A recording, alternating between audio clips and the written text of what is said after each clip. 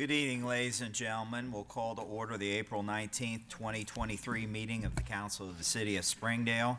I would ask that you rise for the Pledge of Allegiance and remain standing for the invocation. I pledge allegiance to the flag of the United States of America and to the republic for which it stands, one nation, under God, indivisible, with liberty and justice for all. O God, our Heavenly Father, you have blessed us and given us dominion over all the earth. Increase our reverence before the mystery of life and give us new insight into your purpose for the human race and new wisdom and determination in making provision for its future in accordance with your will. Amen. Amen. Ms. McNear, you do roll call. Mr. Anderson. Mrs. Gantos. Mr. Hawkins. Present. Mr. Jacobs. Present. Mr. Ramirez. Present. Mrs. Sullivan-Weiscup. Present. Mr. Vanover. Present. Council, before this, first thing this evening, we have the April 5th minutes. Are there any additions or corrections? If not, I'll entertain a motion. Second. Motion second. Discussion? All right, all those approving the minutes as published signify by saying aye. Aye. Opposed? Abstentions? The minutes are approved with 7 affirmative votes. We'll start off in committee and official reports. Civil Service, Mr. Coleman, welcome. Thank you, Mr. President. Good evening, Council. Civil Service Commissioners did meet on April the 6th, and attending the meeting were Mr. Brian Ewell, Assistant City Administrator, Ms. Stephanie Morgan, Human Resource Administrator, and Fire Chief Anthony Stanley. The business aspect of the meeting included a review of the various outstanding positions, and once we received that update, of significance was the patrol officer vacancies, in which there were 15 applications, 9 interviews were conducted, and 3 offers were made. And of those 3 offers, 2 of them were of a lateral nature, and 1 was based on just regular skills and the resume. So again, the ability to hire from a lateral standpoint is certainly working well with us. It shortens the timeline for getting the positions filled, and it makes sure that we get qualified candidates as well. In addition, there was a police lieutenant promotional examination that took place this past Friday, with 3 individuals sitting for that promotional exam. We believe that all 3 candidates have similar qualifications, so we'll wait to see of those 3 which one actually ends up being the new police lieutenant. In addition, we also reviewed a timeline for a fire captain promotion process, and following that review, the timeline was in fact approved, which will commence with the posting date of this past Monday, the 17th, and hopefully concludes with interviews no later than mid-June.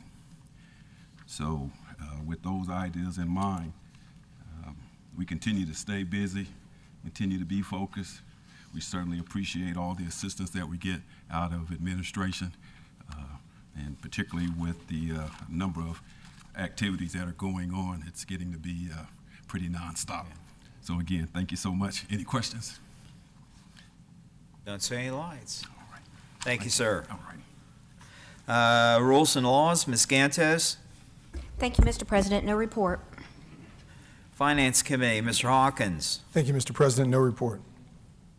Right. Planning Commission, Ms. Weiscup. Thank you, Mr. President. Planning Commission met on April 11th in these chambers, and we only had one piece of business before us. It was the Springdale Commerce Park Incliners Group came for a minor modification to a PUD, and both myself and Mr. Ramirez found it to be minor.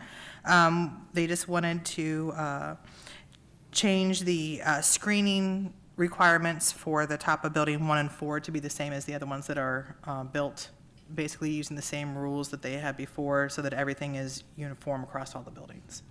And they wanted to do it ahead of time because they're not sure who they're going to get in as their tenants, and so they want to make sure that whatever comes in, that they have the rules and everything of what is expected to be shielded and not from the road. And that passed the 7-0 vote, and that is all that we had, unless you have anything to add? No, I agree. Thank you. All right, thank you. Board of Zoning Appeals, Ms. Gantos. Thank you, Mr. President. Board of Zoning Appeals met on March 28th. We only had one application to discuss, and that was the property at 11745 Princeton Pike, which is a Chase Bank branch. They were requesting a variance to zoning code section 153.459. The request was to replace 2 wall signs, also to replace 3 directional signs, as well as to add a wall sign on the west elevation. There were 2 very unique factors that we discussed prior to taking the vote. One is that building is round, which is unique to think about. And also, because it's round and because it sets on that outlot, it's visible from every angle.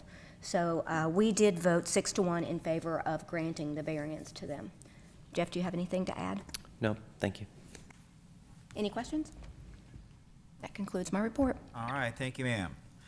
Board of Health, Mr. Jacobs. Thank you, Mr. President. The Board of Health met on the 13th of this month.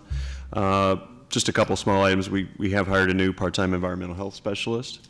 The remodel of the health department's wing is almost complete. It'll be done early next month. I've got one emergency that is expiring, and then we have a new emergency in terms of health. The COVID emergency will expire on the 11th of May. For the city and for like a practical matter, that means no more free vaccinations for us to use, for example, but the numbers are still consistently low.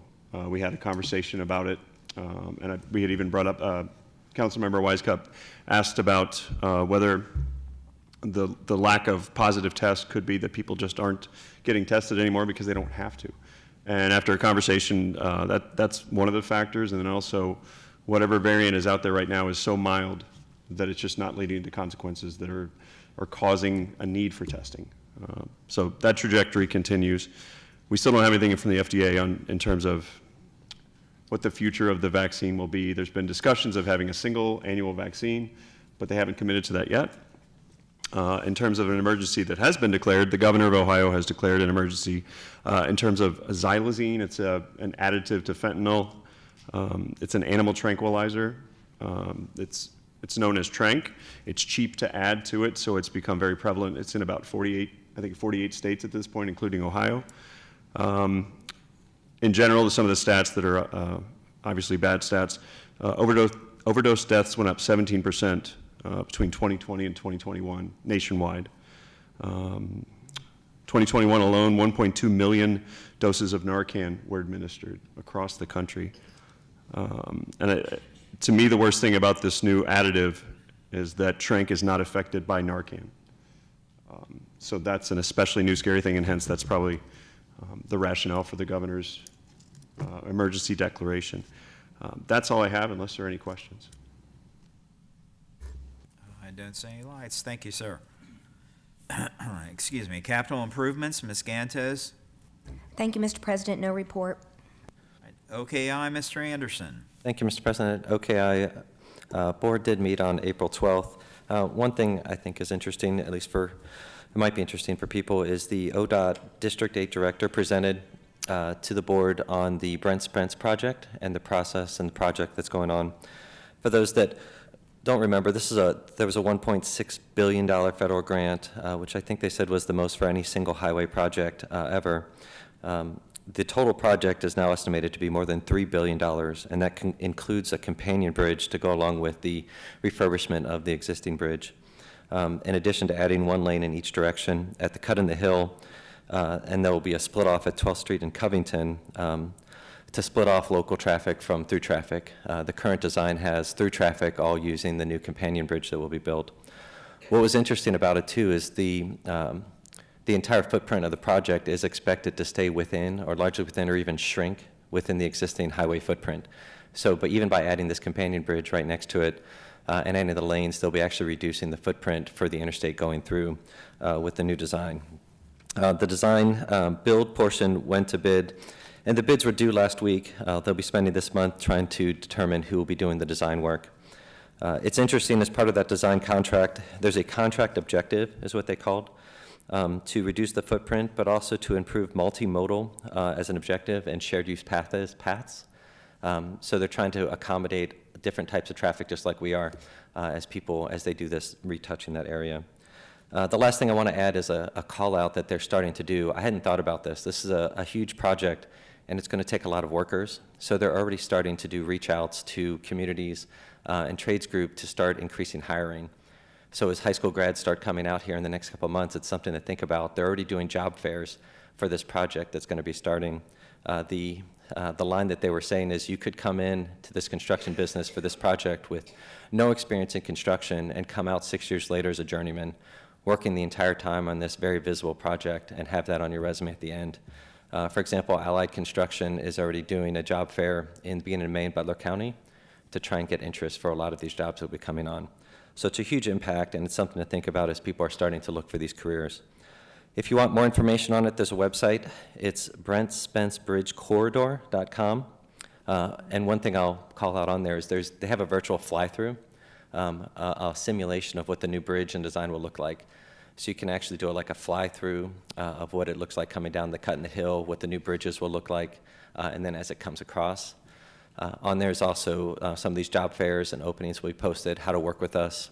If you're a minority business or one of these historically disadvantaged businesses, there's a lot of information there about how to get connected in the design and build process.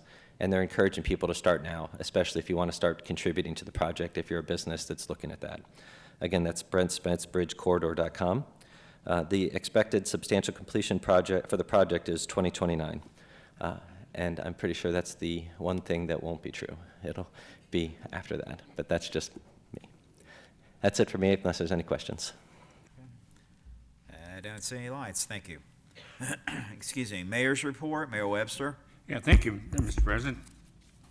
I just have one brief item. I had the pleasure today to present a proclamation to the Springdale Garden Club, and they celebrated their 70th anniversary today.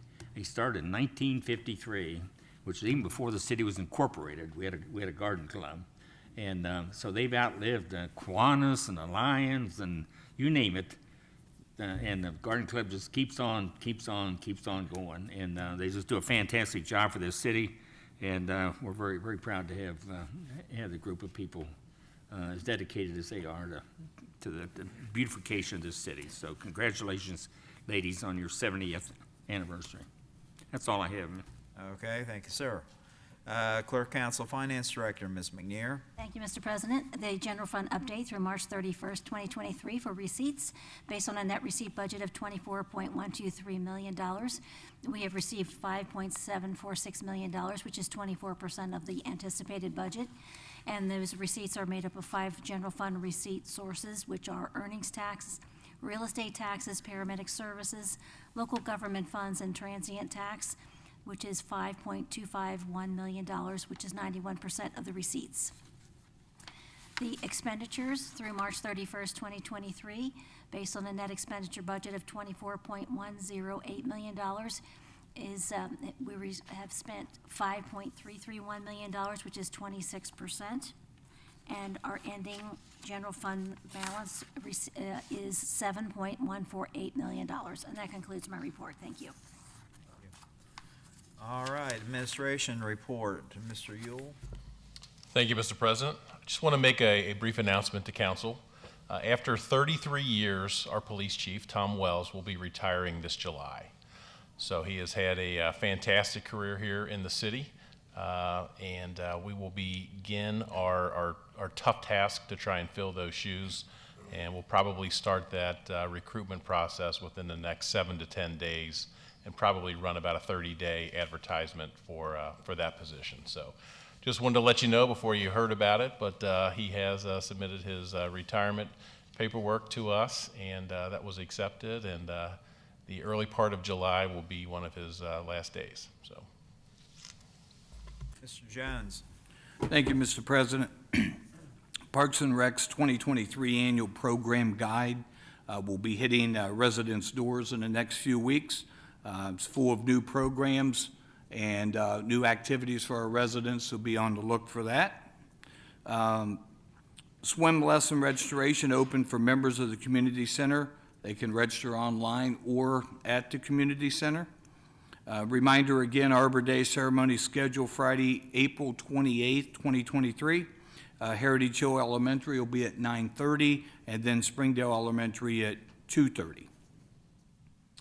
Don Chavegza, Mr. President and council and elected officials, worked for our city as an assistant engineer and then ultimately as our engineer, which is the position he retired in.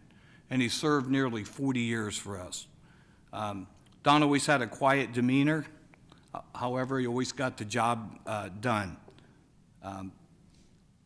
His memory for projects always amazed me. Even when he retired, I would pick up the phone and call him and say, hey, we're trying to find something. Anybody remember anything about this? He'd say, oh, yeah, here's, and he would give me that information pertaining to that project. It was incredible how he could do that. So I always appreciated that about him.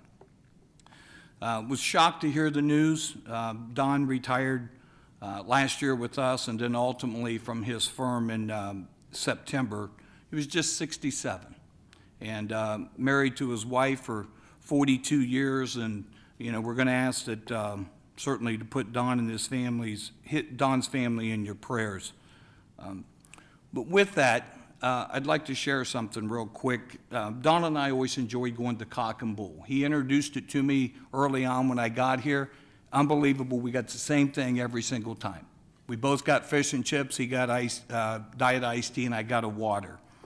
And we were at lunch one day, and my wife called me and said, hey, want to go to lunch? And I told her I was with Don. Why don't you come over to Cock and Bull? I'd love to introduce you. She goes, okay, well, I'll come over. Well, Don and I, during that 10 minutes waiting for her to get there, we're still having water and iced tea. And my wife comes in, I introduce him, and she sits down and grabs a packet of sweetener and starts to add it to Don's iced tea, stirs it up with Don's straw and begins to drink from it. And then the waitress comes over and says, ma'am, can I get you something to drink? She said, oh my goodness, I didn't realize that wasn't my tea. Don never said a single word. He looked at her, she was so embarrassed. She's like, oh my goodness, first time I met you, how embarrassing. He never said a word. He just stayed calm about that. But every time, of course, in her absence, every time that we would go to lunch after that, we both got a big kick out of it. So I always appreciated his real easygoing demeanor about himself and so forth. So, but with that, we're going to miss our friend Don. 40 years was quite a ride for the city, and we certainly appreciate his service and commitment to the city. And Mr. President and council and elected officials, I would like to ask if we could do a moment of silence for him. No problem. Would you all join me in a moment of silence for Don?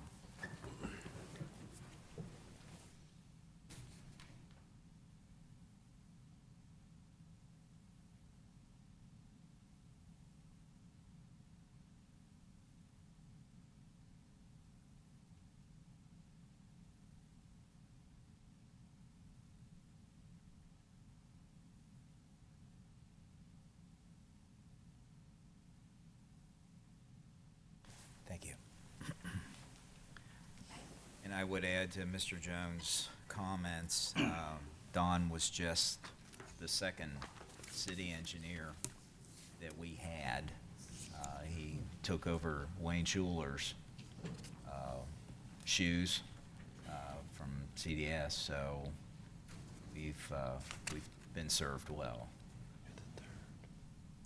All right, Law Director's report. Mr. Braun? Thank you, Mr. President. I have no report tonight. Okay. Engineers report. Mr. Riggs? Thank you. So we'll start with the Crescentville Road project. As you noticed, there's starting to take shape. The road widening on the north side is probably about halfway complete, at least with the eastern portion of it. The curb has been poured in the last few days, so the road, the asphalt will start to go in, and then eventually traffic will be shifted over to the north side while the south side curb is being replaced. The Northland Boulevard reconstruction project, we submitted stage 3 plans to ODOT on April 17th. We also submitted a proposal to Public Works to submit an application to OKI for for funding for the Kemper Road Northland intersection realignment project and the Kemper Road shared use path project. So we hope to get moving forward on that soon. I think those applications are due June 2nd. The Kemper Road CSX Railroad Bridge repair project. Again, you probably noticed a lot of work on top of the bridge deck now. All the work underneath is substantially complete. They replaced all the waterproofing. They're patching the concrete decking now. That's going to take some time. They're going to have to shift some lanes around to hit all the lanes. But once that is complete, they'll resurface with asphalt the entire deck. The State Route 4 urban paving project, the City of Fairfield awarded the contract to Jurgensen, and pre-construction meetings will be held actually on Friday, April 21st. The State Route 747 urban paving project, MSD's contractor is about 75% complete with the sanitary sewer installation, and we're replacing a force main. And as far as the bid goes, ODOT did have a bid opening on March 9th. They received 2 bids, with the low bidder being 43% above the engineer's estimate. So it was decided that we'll make a few clarifications to the bid, adjustments to the maintenance of traffic notes, a few quantity adjustments to try to reduce that. And we submitted revised plans to ODOT on March 29th. So hopefully we'll get better bids this next time around.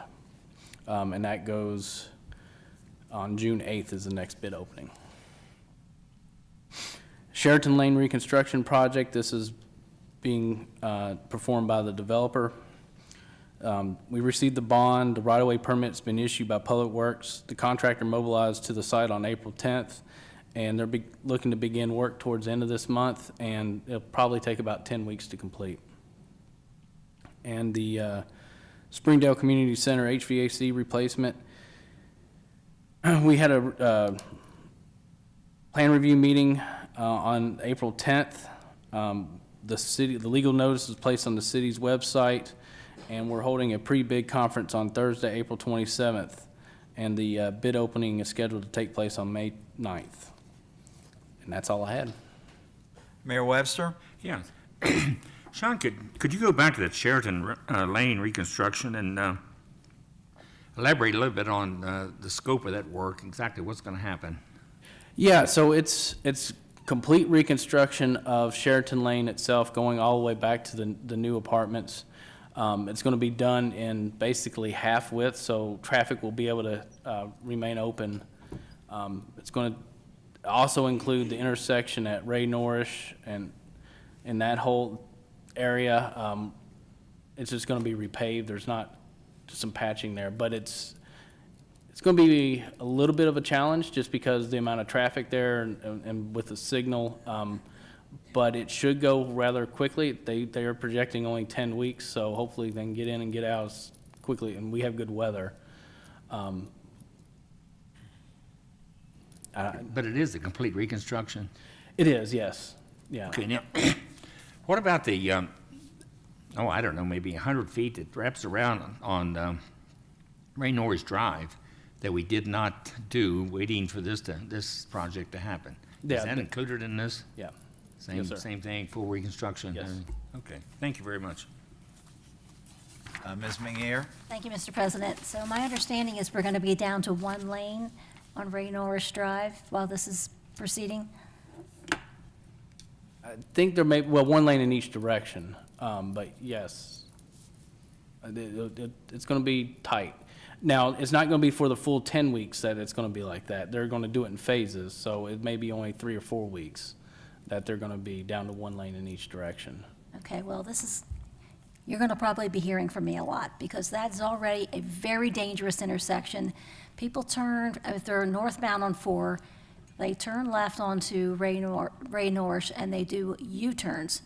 Not every once in a blue moon. I'm talking every day, sometimes multiple times a day. It's a very dangerous intersection, and I can't imagine what that's going to be like for 10 weeks or 4 weeks, whatever the case may be. I can't imagine what it's going to be like there for that time. I understand it needs to be done, because that roadway is a mess, but it's going to be a very painful situation for some time. Yeah, so if you do see any issues or anyone has any concerns, just pass them on to me and Public Works, and we'll work with the contractor to try to figure out a way to resolve it. We can do some things with some timing. We may be able to adjust the maintenance of traffic scheme. Whatever you guys are seeing, just let us know, and we'll try to address it. I mean, it's a disaster every day now. I mean, even without construction, it's horrible. Well, hopefully with the improvements, not just the roadway surface, we're also going to put a new conduit in and do some signal adjustments after the roadway has been reconstructed. So we may get some improvements out of it. Okay, that would be great, because, some people even do their U-turns right there in the, in the collector lane. So it's just a horrible situation. I know it used to be considered the second most dangerous intersection in the city. I don't know if it still has that designation, but it is a horrible intersection. Yeah, and I know I've been working with TEC, and we're trying to come up with low-cost ways to address some of these issues without. I know a redoing lot of the whole times, you wait a very long time to get that left-hand turn signal. Sometimes you don't get it. I know I've been asked the question, well, maybe you have a small car and it just doesn't see your car. Well, at the time I was driving a three-row SUV, and I'm like, there's no missing that vehicle. So Right. I'm definitely not looking forward to this repair. And I know it needs to be done, because that roadway is a mess. But it's going to be very dangerous, and people are going to have to really be on their toes and watch what's going on. Thank you. While we're questioning some stuff, I've had some questions about Crescentville and specifically the Tivoli traffic light. Has there been any thought given to offsetting that stop bar, well, I guess westward? Because coming out, that's a tight turn, and people want to cut the corner, so to Sure. speak, and it's they're going to get somebody on Typically, that. we generally we look at turning radius, and we do offset the stop bars. I don't know, without seeing the plans in front of me, I can't confirm that we've done that, but that's something that generally we try to do. I can look into that and get back to you. Okay. Now, just with the new signalization and the addition of a signal down at Chesterdale, it's going to be, but they are moving along. I noticed this week that the curb work was in on that eastern section. So Yeah, once all the storm drain is in, it starts to really pick up pace. That's just the longest part of any construction project. yeah, well, we're hopefully on the downhill slide. Yes, sir. Thank you. All right, Rental Program Committee, Mr. Anderson. Thank you, Mr. President. No report. Okay. All right, communications. Ms. McNear, are there any communications this evening? Nothing this evening, Mr. President. Thank you. Okay. And at this point, I open floor for communications from the audience. Anybody in the audience like to address council? Second call. Third and final call. We'll close communications from the audience. And we'll move to our ordinances and resolutions. And first off this evening, we have ordinance number 19, 2023. This is a second reading. Ms. McNear, when you're ready.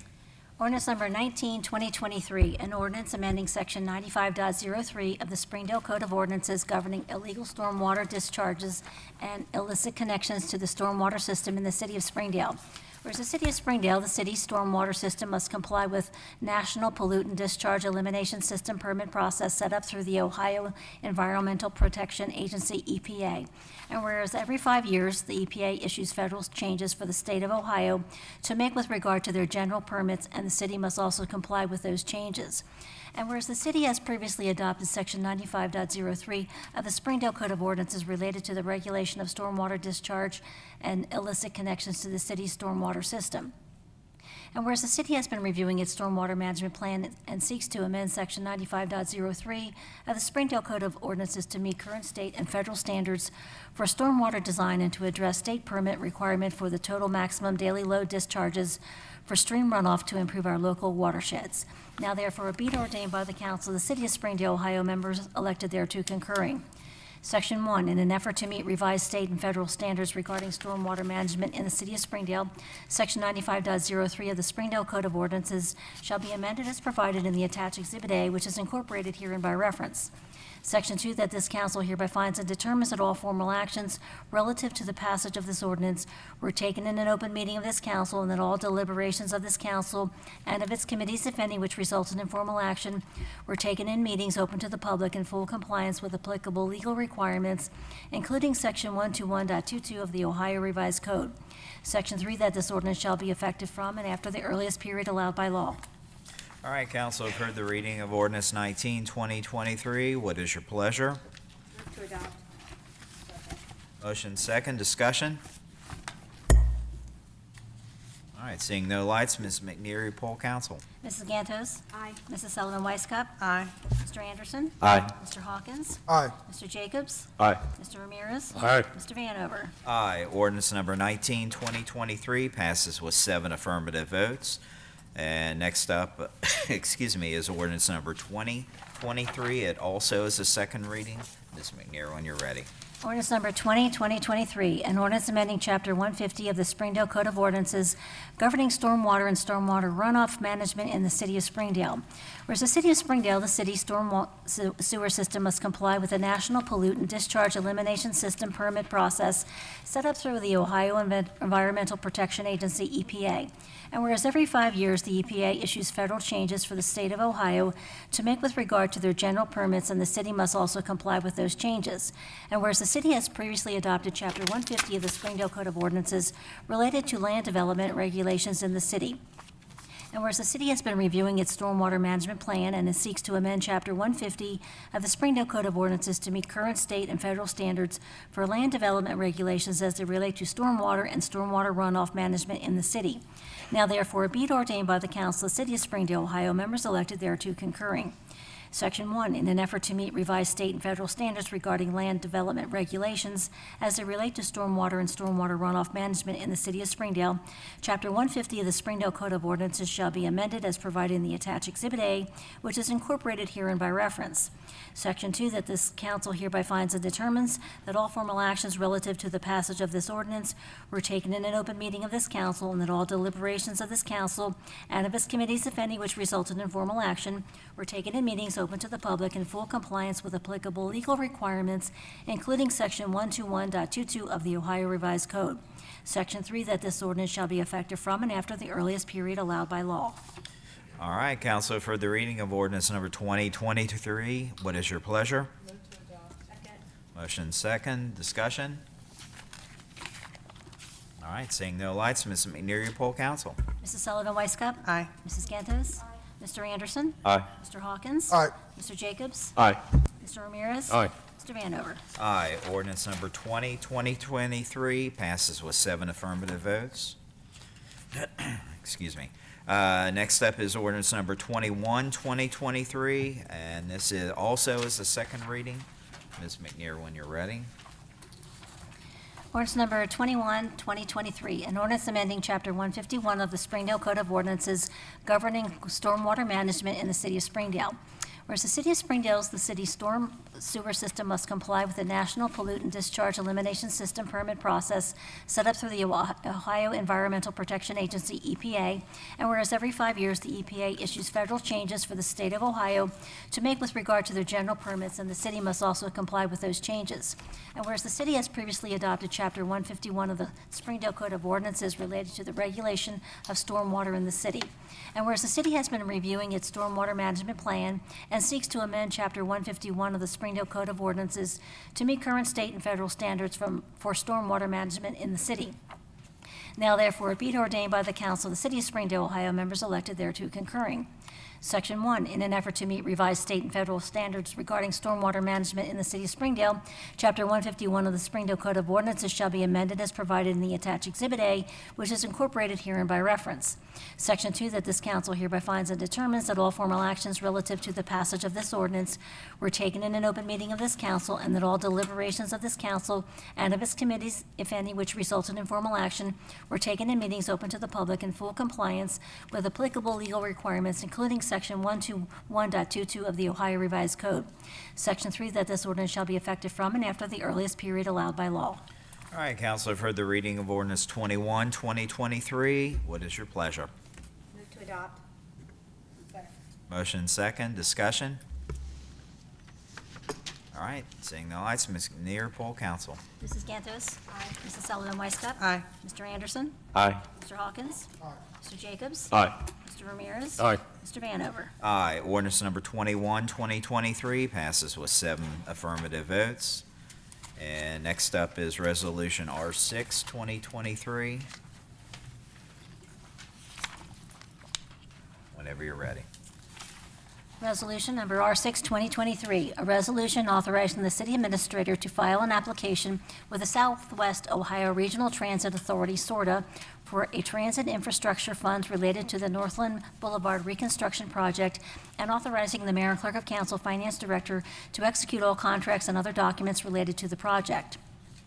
Whereas street and road repairs are a priority for the city of Springdale, the city, and whereas Hamilton County Issue 7 increased the county sales tax and allowed funding for infrastructure improvements that benefit road and bridge improvements which support bus services.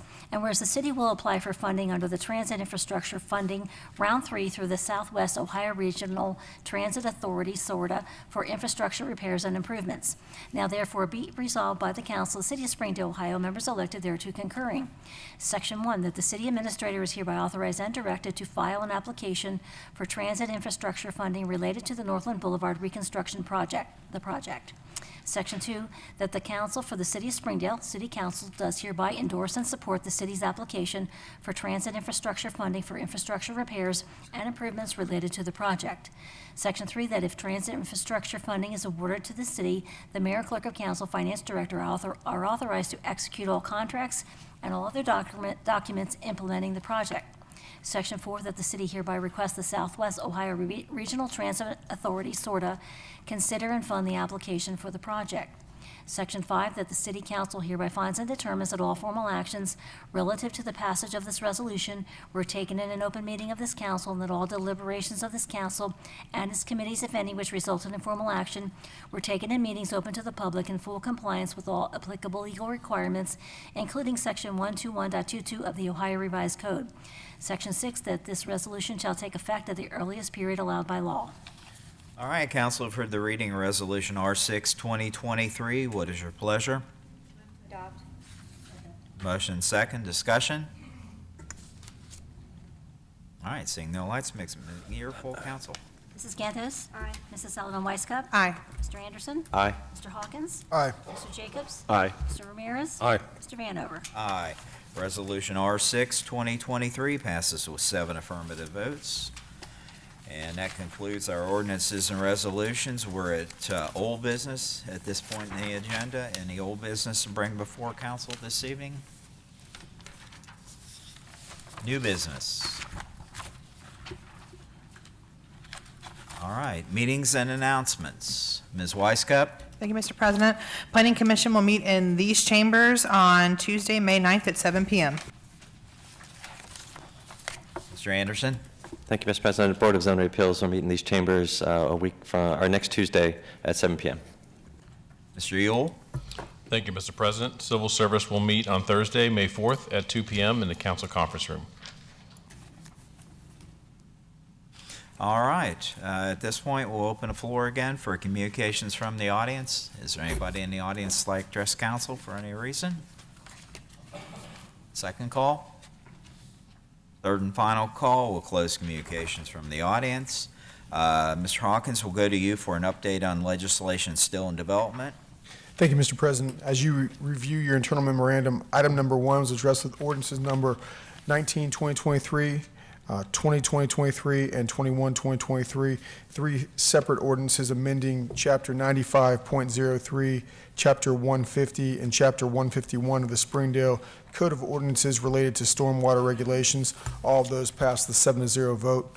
Item number 2 was addressed with Resolution R6-2023, a resolution authorizing the city administrator to file an application with the Southwest Ohio Regional Transit Authority for transit infrastructure funds related to the Northland Boulevard reconstruction project, and authorizing the mayor and clerk of council finance director to execute all contracts and other documents related to the project, and that passed the 7-0 vote. All other matters were forthcoming. All right, and staying with Mr. Hawkins, recap of legislative items requested for our next council meeting. There's a request for an ordinance accepting a bid and authorizing the mayor and clerk of council finance director to enter into a contract for gasoline and diesel fuel. That will be a first reading. There's also a request for a resolution authorizing the city of Springdale's participation in the Ohio Association of Public Treasurers 2024 Workers' Compensation Group Retrospective Rating Program. That's it, unless there's anything else from council or the administration. Administration, we good? All right. Well, at this point, we have item 16 before us. Move to adjourn. Second. Council's adjourned.